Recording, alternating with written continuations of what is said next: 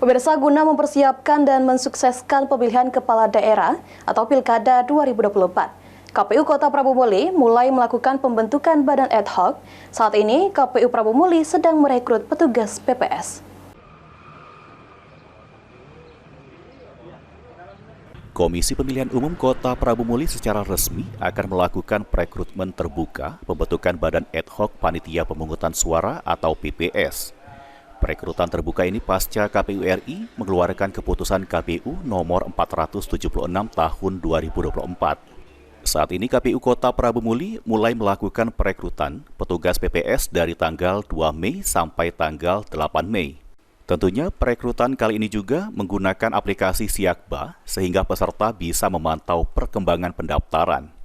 Untuk persyaratan perekrutan PPS Pilkada 2024 ini tidak banyak berubah sama seperti perekrutan pada saat perekrutan PPS Pemilu kemarin, karena masih mengacu pada PKPU nomor 8 tahun 2022 tentang pembentukan dan tata kerja Badan Ad Hoc Penyelenggara Pemilu dan Pilkada. KPU Kota Prabu Muli per 2 Mei 2024 telah melakukan pembukaan anggota Badan Ad Hoc yaitu PPS untuk Pilkada serentak tahun 2024. Kami harapkan kepada seluruh putra-putri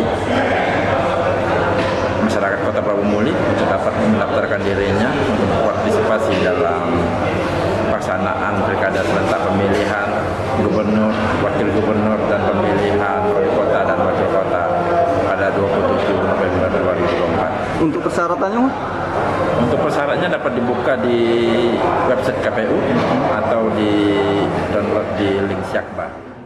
Nantinya petugas PPS yang terpilih akan ditetapkan pada tanggal 25 Mei dan akan dilantik pada tanggal 26 Mei mendatang. Anggi Perkasa, PAL TV.